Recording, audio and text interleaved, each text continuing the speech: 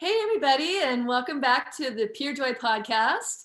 Today I'm joined by Katelyn Louise, and we are starting a new section of the podcast called, we don't know the name of it yet, but it's basically our love of healthy food and why we love healthy food, and kind of getting into some of the background around food, but also like recipe tips and ideas. So this is going to iterate as we go, and we'd love your feedback on it. But in the meantime, my co-host Katelyn is an amazing chef, and tell us a little bit about you and your background with food and why you love healthy food and how you got started. Food was my gateway into health, and it completely changed my life. It also ruined my life before that point. So I started using food in a completely different way. And this was almost 10 years ago. I grew up on a standard American diet, super, super unhealthy, and kind of had a hate affair with food. I had a lot of food allergies, and food and me just did not get along.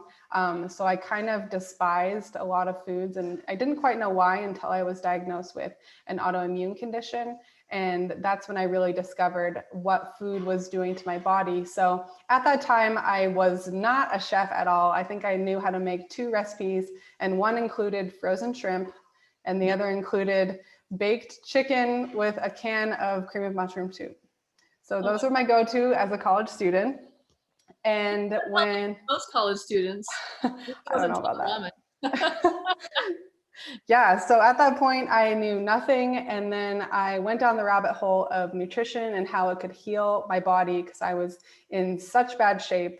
My digestive system was so whacked out. So I began a journey of self-experimentation. I basically threw out my entire pantry and my fridge of all of the foods that were not serving me anymore. And I started reading books. There was not a lot of information on healthy food at the time. So there was only a few books on like juice fasting and stuff like that. So my way into healthy eating was through raw foods, actually. And that's how Elaina and I met. So I went on a completely raw vegan diet, which helped tremendously in healing my inflammation and my gut issues and stuff. And I really fell in love with cooking. And I couldn't eat out at very many places, especially back then. There wasn't a lot of options. So I had to make it in my own kitchen. And I just began my journey of creativity in the kitchen. And yeah, it's definitely evolved from there. But that's how Elaina and I met in Bali on her raw vegan chef trainings. And yeah, from there, it's definitely evolved. But I love cooking and love to teach people how to take their health back into their own hands, because a lot of times restaurants and stuff, we really don't know what we're getting. Packaged foods, we know what we're getting, and it's not necessarily healthy. There's a lot of inflammatory oils and unorganic foods and all of the things that can cause us dis-ease in the body. So really, you don't know what you're getting unless you make it yourself. And that's why we have so many of our coaching programs teaching you how to get back in the kitchen and make your own food. Yeah. And what struck me as you were talking, and this is the same true for me, is, at the time when you had autoimmune and you're dealing with all these food complications and feeling so terrible and having to switch your diet and feeling like it was a chore, but it ended up becoming your career and like how you serve in the world. And I'm getting the chills because that happened to me as well. And I've heard so many people say the same thing, like your poison becomes your medicine, and what you're struggling with becomes part of your life purpose. So if you're listening to us right now and you're feeling like, oh my gosh, like I really wish I didn't have to deal with this. I want to eat pizza like everybody else. Yes, so do we.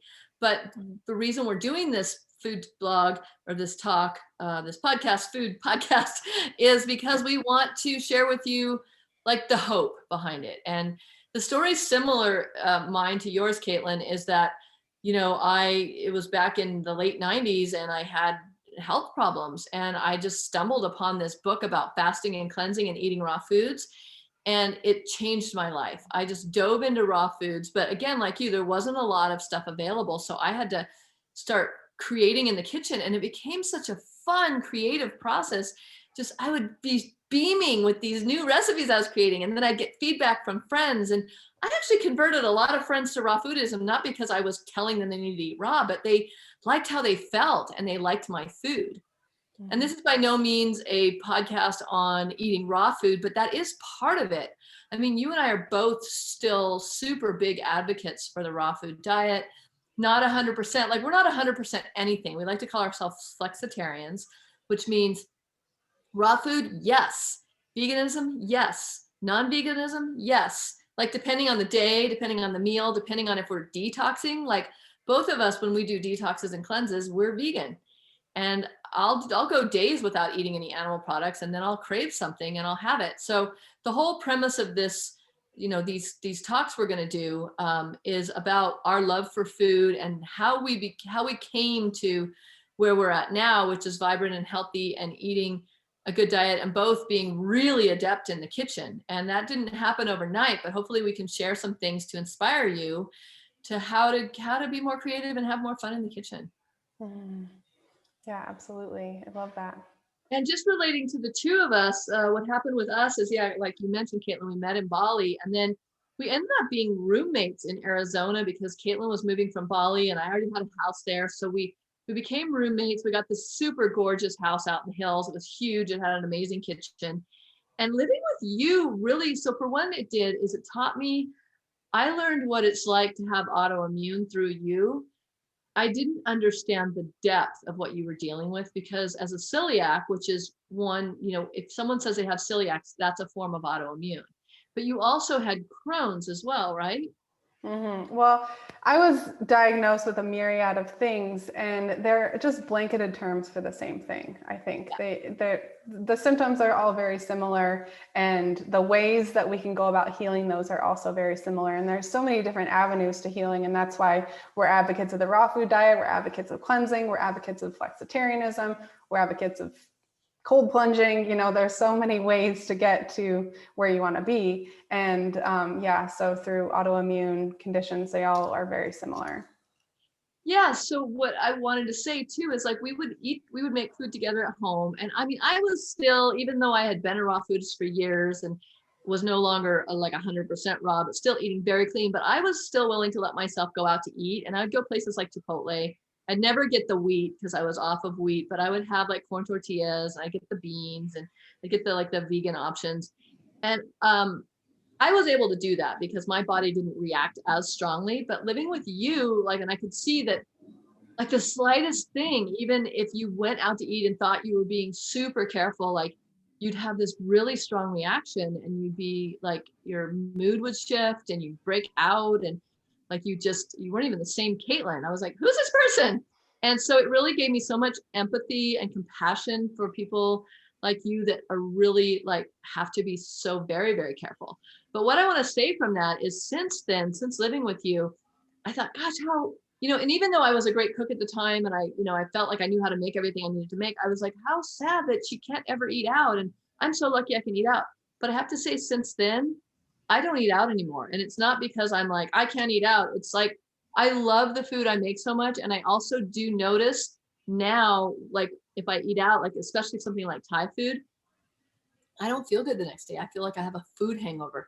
So I think it's like anything, the cleaner your diet is, the more you notice when you're not eating clean. Mm-hmm.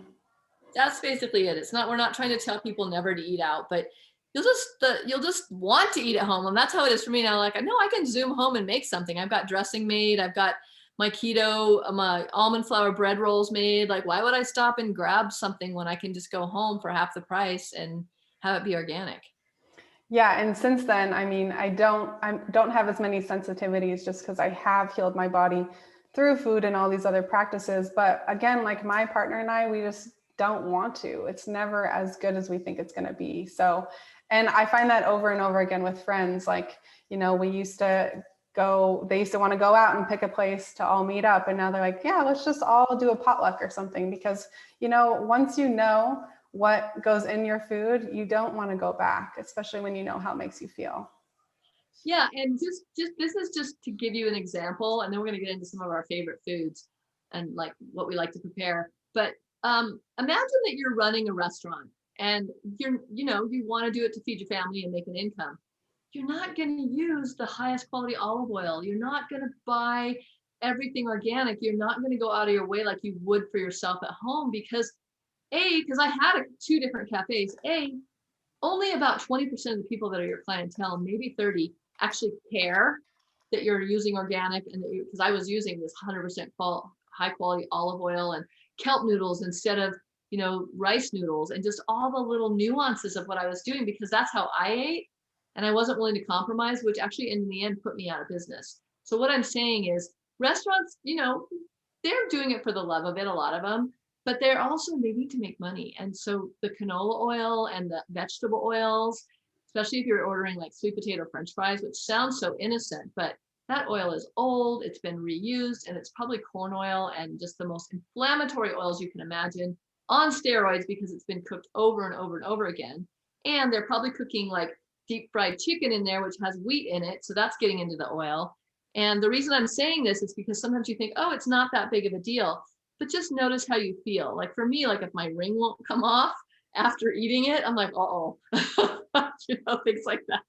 Or you get more bags under your eyes, or especially as we get older, like the fastest way to age is to eat out and eat fried food. Like you want to age yourself 10 years, go for it. Yeah, I mean, those inflammatory vegetable oils are the number one thing we get our clients off of first, because there really is no worse food than the canola, the safflower, the sunflower, these high heated oils that become, really toxic in the body. So that's a really good point. I'm glad you mentioned the oil. So we've got corn oil, we've got vegetable oil, we've got canola oil, we've got sunflower, safflower, which you'll see on most potato chips, by the way, unless it says avocado oil. So what are our go-to oils? Like if you are going to eat out, or you are going to buy something in the store that's been possibly fried or cooked in oil, besides avocado oil? Coconut oil is my only other one that I'll go for. Yeah, because olive oil can't withstand frying. Like you can cook a little bit in olive oil in a skillet, like let's taste some garlic, great. On low heat though. So olive oil, you don't want to cook on high heat. No matter what you've heard, you are totally denaturing the oil. Whereas coconut oil and avocado oil can withstand a lot higher temperatures. Absolutely. Yeah, so some of our favorite like go-to if we are going to get chips is Siete, which is a grain-free chip company. They're like corn chips, but they make them with cassava flour. And there's a couple of chip companies out there that are now doing almond flour and cassava flour. And then if you are going to get a potato chip, there is, I think it's Boulder has one that they cook in avocado oil, which I did have recently, a couple of those, because sometimes you just want to splurge. Yeah, it's not about being extreme either. There's just healthier ways to do it, and that's what we're all about. We're not about deprivation, and there are some treats that you can have, especially when we're out. We can't make everything ourselves all the time, but it's just choosing the better option. You know what? So let's focus on that, since this is our first of many of these podcasts. We're going to be doing them once a month, and you guys can send in your questions to us as well. So there'll be links underneath of where to email us, or even comment when you make when you do a review, a 5-star review of this podcast. You can also comment and say what you'd like to hear more about. But let's talk about like so let's just say you're listening to this and you love food and you do like to make food at home, which we will talk about on some of our episodes.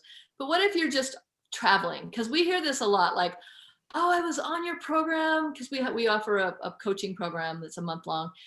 I was doing so great, and then I traveled. And so I've said this recently.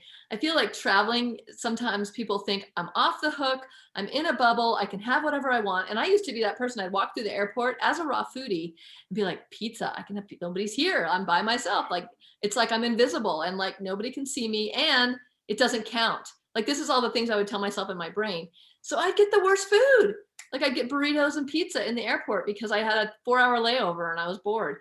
So, and I don't do that anymore because I feel too crappy when I do that, but it's not a free pass when you're traveling. So Katelyn, you are the queen of travel, because I know when you having autoimmune, you can't cheat. Like I can cheat, I just feel a little crappy, but you can't.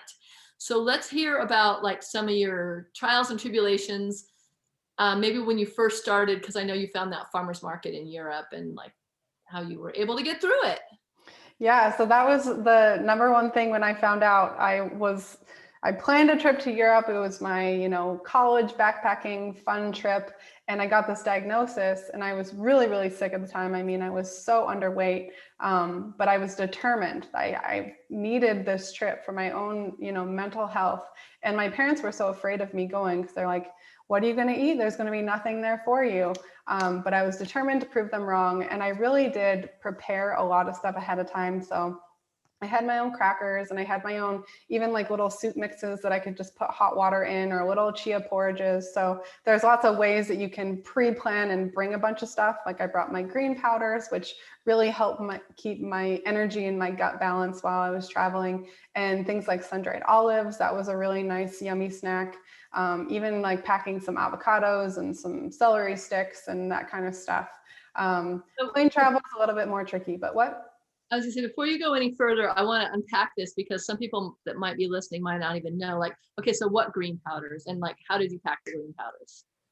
So for the green powders, I would do like either spirulina, or there's something called Vitamineral Green, or there's another one that they have called Elite Green Protein, and it's from a company called Health Force Nutritionals. We absolutely love this company, and these are dry powders. So I would have them either in little Ziploc bags or little jars that I could take a teaspoon or a couple teaspoons out and stir it in water, or maybe if I got a coconut water or something like that. So that's a really good brand. If you're not wanting the powders though, there's another company called Energy Bits, and I'll put, we have some coupon codes for those, and I'll put those in the notes for this, but those are little tablets. So those are really easy to take and swallow. I would always say travel with some sort of green powder or tablet wherever you're going, just because traveling is very depleting, and we're exposed to a lot of EMFs and environmental toxins, and those are really going to help detox us for many of that environmental stress. And it's a really surefire way to get your nutrition in. So if you're traveling and you can't find, a fresh green drink or green juice or green smoothie, at least you have these powders with you that are packed full of nutrition. So packed full of nutrients, especially the Health Force. They call themselves veganic, which means they do no animal products even in their gardening. But they're like, of all the green powders I know of, like, I trust them the most. And on their bottle, they'll say a serving size is 1.5 tablespoons. But if you're listening and you're new to this and you're going to travel, start with a teaspoon, because it can be really detoxifying, and then work your way up to 1 tablespoon to 1.5 tablespoons. And even now, if I haven't had any for a while and I'm like, I kind of go for it in my smoothie, I can feel a little bit lightheaded. So just keep that in mind with any of these superfood products, just to start small and work your way up. Mm-hmm. And I wanted to ask you about your soup, because you mentioned, oh, like I would bring this soup mix, and I know you didn't buy that. Yeah, well, my idea was like, oh, there's always those little miso soup packets or something. So I would just either dehydrate my own veggies or buy like some organic dehydrated veggies. At the time, I was dehydrating everything myself because there wasn't access to that kind of stuff. So I would chop up a bunch of onions and, any veggie that you would put in a soup, and dehydrate all of those, and then just mix it with I have this like all salt, or it's like a seasoning salt, and it has all of these different spices and stuff in it. And then you just add water to that, and it's kind of like a brothy veggie soup. So that was one. Or I would do like a miso kind of soup and have like dulse flakes in it and stuff. So these are just like ways to, just like nourish you along your travels. I love it. And so we're kind of talking about two different things. One is when you get to your destination, sometimes you can have the stuff packed in your main luggage. And then the other is, like you mentioned, avocado, which wouldn't necessarily get through customs, but you could have it, especially if you're flying to Europe, like on the airplane until you get to your destination, like the fresh cut veggies, the avocado. Be careful not to make it into guacamole. You have to have like whole foods to get through depending on which airport you're going through. But the more whole your food is, the better. They'll take a hummus away, is what I'm saying. Or if you feel like, oh, I was so smart, I made all my own salad dressings. If you're going to do that, you want to freeze them and put them in your regular luggage. And then I'm thinking things like kelp noodles, since you mentioned a miso soup. What I would do, there's something called, it's kelpnoodles.com, and we'll put the link in, but it's kelp noodles instead of rice noodles or instead of wheat noodles. And you could put those in your actual luggage, and you could put a tub of miso. Like if you're allergic to soy, there's a garbanzo miso, but you can find your own miso. It'll be fine in your luggage for 24 hours. Throw that in your luggage. And then when you're out and about for the day and you're maybe with a friend, you go to a restaurant and you ask for just a big mug of hot water and put your miso and your kelp noodles and stir it in, or have it in your hotel room. Like there's a lot of ways around this. And it's just about like getting creative. Because we both do that. Like I travel with miso and it never goes bad because it's already fermented. Yeah, definitely. And I think now you could find health food stores in any of your destinations and find a lot of these things too, which, yay, we live in such a great era, because even 10 years ago, there wasn't all of this stuff. So it is exciting. Yeah, and if you're traveling out of the country, especially like, let's just say you live in the US or Canada and you're traveling to Europe, there are a couple companies that we love online. One's called thrivemarket.com and the other is iHerb. It's spelled with an H, iHerb. And they ship all worldwide. So you could pre-order these foods and ship them to your hotel, to the first hotel, and then you throw everything in your luggage. So like outsmart yourself is what I'm saying. Like, don't feel like, oh, I'm going to be traveling. I'm just going to tell you this story about when I had my cafe here in Bend. I would have one customer and he was a great customer and he was always trying to get me to help him lose weight. So he'd go on my juice cleanses and I helped him as best I could, but invariably it'd be a while and I hadn't seen him. He came back in and I could tell he had gained all the weight back and he didn't look healthy and he wasn't feeling good. And he's like, I was traveling. And he was always using that for an excuse. And I'm like, dude, you can't use that as an excuse. You've got to pre-plan. You've got to, so I think it just depends on how motivated you are. And for people listening that feels like this sounds too extreme, just think of it as examples of things you can do even to offset what you're getting because a lot of people want to go to Europe and eat at the restaurants, of course. So this could just be a way to supplement your diet, maybe only eating out once a day versus 3 times a day. That's a really great point. And that's why I love those sun-dried olives, which we'll put a link to those in there. But those were my, like, if I didn't have any meals, I could just eat 10 of those and I would be filled up because they're so full of really healthy fats and fiber and protein. Yeah. So there's little snacky foods too that you can definitely bring with you. Yeah, and if anybody's follows us and they've been on the website on purejoyplanet.com, if you click on our recipes, you'll see all kinds of fun recipes and you could so this is if maybe you're not airplane traveling, you're just going on a weekend camping adventure. You can pre-make your salad dressings. There's things you can pre-make and bring with you for the weekend that are healthy. You don't have to just go buy store-bought burgers and buns. And so, I guess this whole podcast is about motivating you to get back in your kitchen and start playing and experimenting. So let's start with you, Katelyn. Like, give us some of your favorite daily foods that you're eating these days, and like, what are your favorite ones that you like to bring with you if you're going on a weekend camping trip or something? Well, did you want to talk about things you can find in the store or things that we bring? Yeah, I guess we're still talking about things we can find in the store. So I guess that's a good place to start. Maybe your top 5 store-bought foods that you either eat at home or travel with. Ooh, okay. Definitely. I mean, our household always has siete chips. My partner is obsessed with those. So those are kind of just a nice, fun, snacky thing to have. And they have some really good organic salsas. That's always fun. And I would say, like, if I'm going to buy a dip or something, because for us, dips just change everything. If I can pre-chop veggies and we have a good dip, that's always a fun way to do it. So the Hope hummus brand is usually our go-to, or the Bitchin' sauce. Yes. So those are 2 really good ones. And of course, this is only really relevant if you're in the US, but those are pretty easy to find anywhere. And then sometimes crackers are nice. There's a new company, well, it's not new, but they're doing crackers now. It's Hue.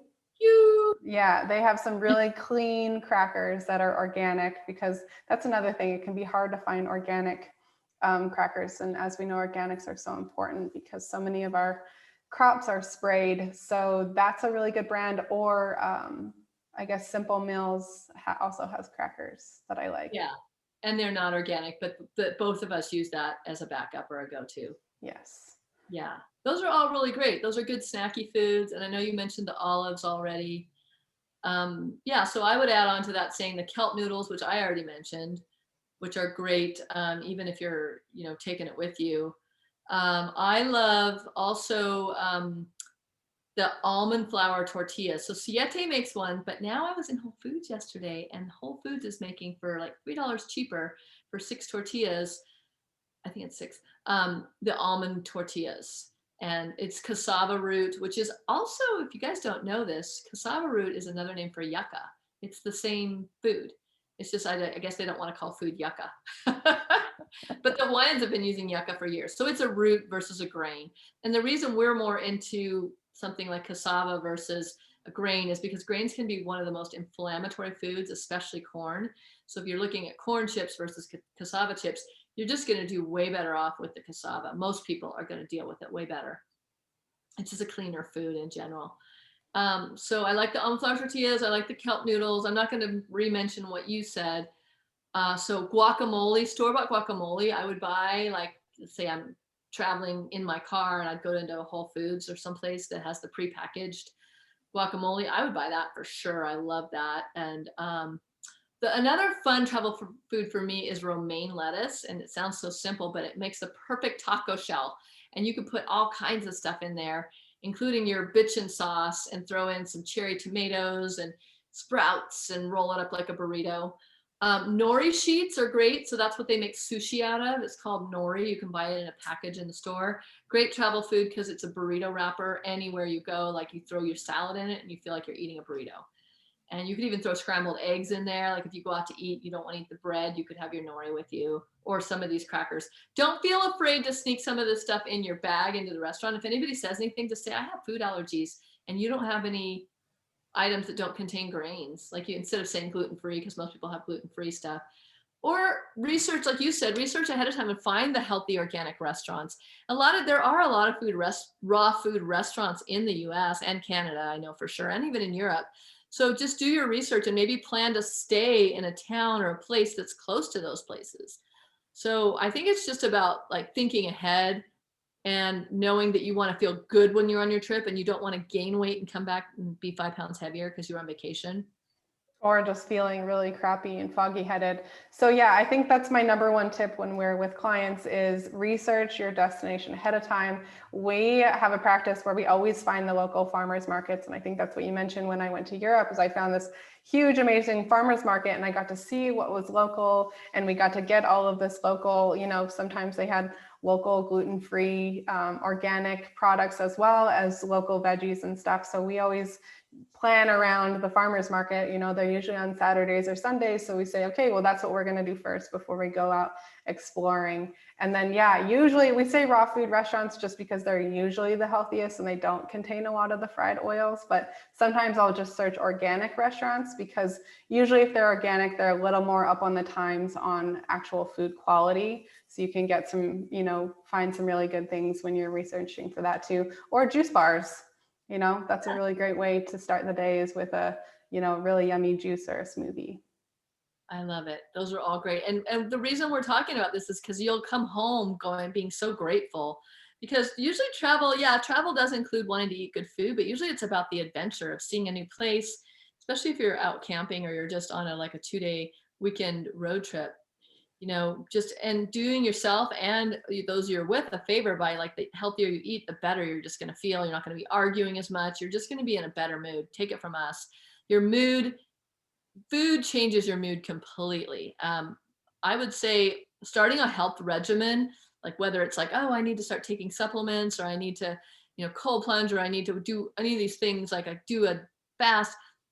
Just start with your diet. And then from there, you can always add more stuff in, like more sleep and things to get yourself healthier. But if you are not looking at your diet and you're still eating a lot of these travel, crappy restaurants while you're traveling, you're never really going to get there fully with your health, what you're looking for as far as your vibrancy and health and your brain function. Brain function is a big thing these days. A lot more people are talking about brain function.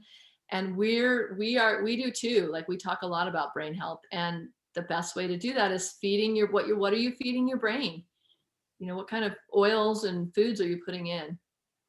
Yeah, because even if you don't experience inflammation in the body, you experience neuroinflammation, and that's where brain fog comes in, or irritability, or any sort of mood disorders. It has so much to do with any inflammatory foods that we're consuming. Exactly. Okay, so we're going to probably wrap this up pretty soon. So I guess what we can do is end by saying you're packing for the weekend, Katelyn. You and Bryce are going to go off on a little weekend camping adventure. Maybe you're only staying one night. What are you packing? Give or take. Usually I would pre-make a really big curry or some sort of stew or soup, something that's really hearty. You know, we have a lot of recipes on the website, but something that we can heat up in like a jet boil, or we have this little mini stove. So at least having like dinner prepared. And then usually we have these really yummy keto rolls that we make that are completely grain-free and vegan as well. Then usually I'll either prep a salad with a dressing, or just chop up a bunch of veggies and have a dip on the side, either something that I make, or maybe if we don't have time, going to the store and getting something like that.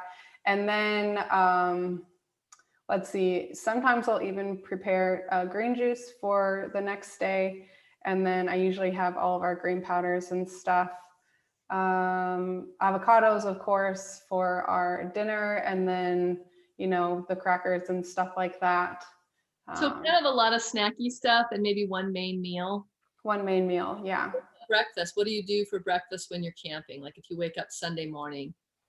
Well, we make these the Pure Joy bars, Oh, which yeah. that's usually what we have. A store near you. We're going to be releasing some of our best products onto the market.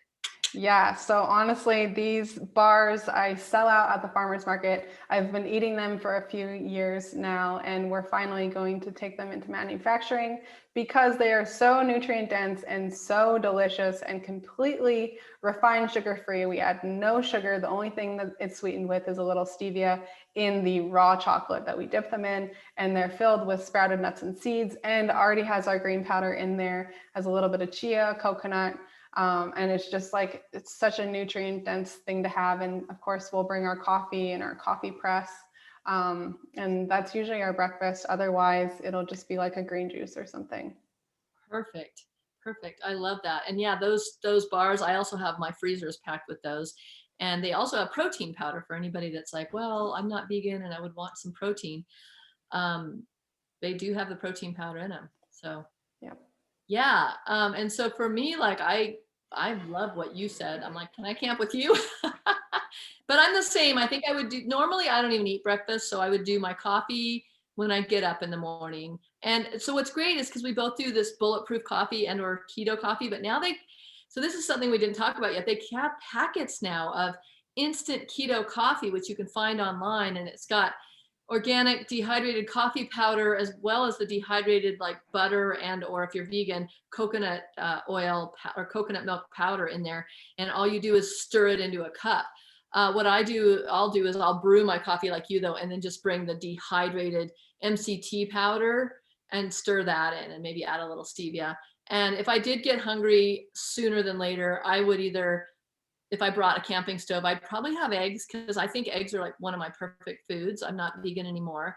I love just some scrambled eggs or poached eggs. So that would be a super easy breakfast. And you mentioned the keto rolls, which are basically bread rolls that we also are going to be putting on the market. And they're just made from almond flour. Very few ingredients actually, but they puff up huge and they're this yummy, delicious roll. And that would be a great breakfast. If I poached the egg really hard, I could eat it almost like a little egg sandwich.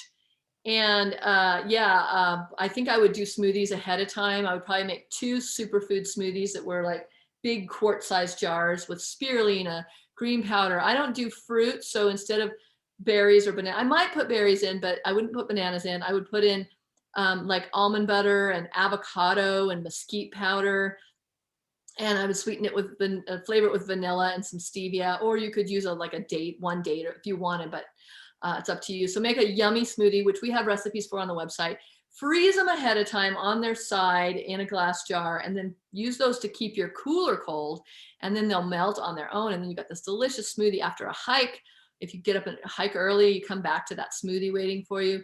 I'm the same as you. I would make our ranch dressing, which is like a macadamia nut ranch without any dairy in it, or our pesto sauce, and have something like that over either greens or kelp noodles for the afternoon meal. And then I would be like you, I'd make a curry or some kind of stew in my Instant Pot, which is one of my new favorite tools. And we'll get more into that in another podcast.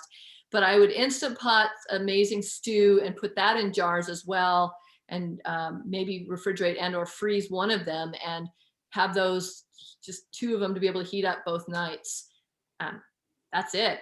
We both trained ourselves not to crave a lot of treats and sweets. But if I wanted treats, I would maybe even eat our Pure Joy bars, even though those are designed to be breakfast bars. Sometimes I'll have that for a dessert, or I would make one of our macadamia nut cookies, which we're also becoming really well known for our awesome grain-free almond cookies. So I'd bring stuff like that to have in the evening around the campfire. I wouldn't do marshmallow over the campfire. I would have my own, or I'd have some dark chocolate with me. Yeah. I love coconut sweetened. I don't get the white sugar chocolate at all anymore. Coconut sweetened, they're doing 85% coconut sweetened dark chocolate. I would bring a chocolate bar because that's always fun, just to have a little bites of chocolate while you're on your little hike or in the evening when you're after dinner.